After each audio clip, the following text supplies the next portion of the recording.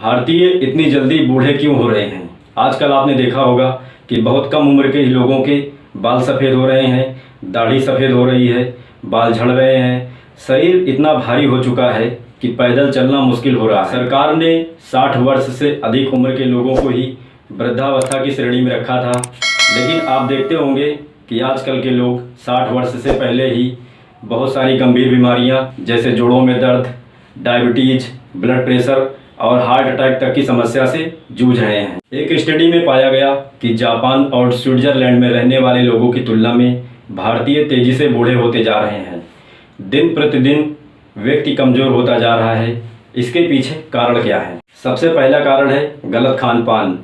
हम भारतीय fast food और मसालेदार खाना खाने में सबसे आगे हैं। समस्या मसालेदार खाने से कम, मसालों में होने वाली मिलावट से ज़्यादा है। आज बाज़ार में उपलब्ध लगभग सभी खाद्य पदार्थ मिलावटी हो चुका है, चाहे दूध, दही, घी, मसाले, तेल, यहाँ तक कि सब्जियाँ भी कलर करके बेची जा रही हैं। आज बाज़ार में मुनाफाखोरी के चक्कर में सेहत से खिलवाड़ करने वालों की कोई कमी नहीं है। ये समस्या तेज़ी से बढ़ती जा रही है क्योंकि हम पूरी तरीके से बाज़ार पर निर्भर हो चुके हैं। ये मिलावटी खाद्य पदार्थ ही आपको बीमार और तेज़ी से बूढ़ा बना रही है। दूसरा सबसे बड़ा कारण है दवाएं।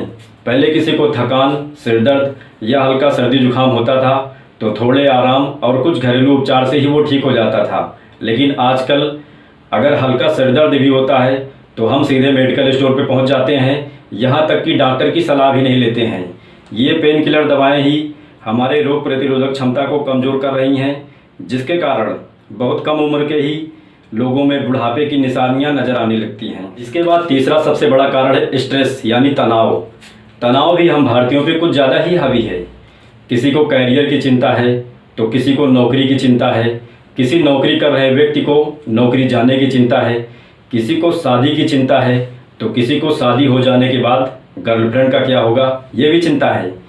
ये चिंता और तनाव ही हमें नशे की तरफ ढकेलता है और लगातार नशा और तनाव के कारण ही व्यक्ति में कम उम्र में ही बुढ़ापे की निशानियां नजर आने लगती हैं। जबकि विदेशों में ऐसा नहीं है, वहाँ पे लोगों ने स्ट्रेस को मैनेज करना सीख लिया है। इसके बाद चौथा सबसे बड़ा कारण है फिजिकल वर्क। तनाव को दूर करने का सबसे अच्छा माध्यम है एक्सरसाइज, योगा, मेडिटेशन, लेकिन बहुत सारे लोगों के पास इसके लिए भी समय नहीं है क्योंकि उनका अधिकतम समय मोबाइल की स्क्रीन से ही सिमट कर रह गया है। बहुत सारे भारतीय तो एक्सरसाइज पे यकीन ही नहीं करते।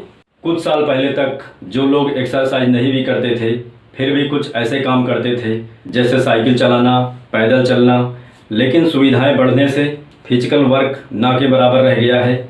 मोबाइल क्रांति आने के बाद तो छोटे छोटे बच्चे भी घर से बाहर खेलना छोड़कर मोबाइल से ही चिपके रहते हैं।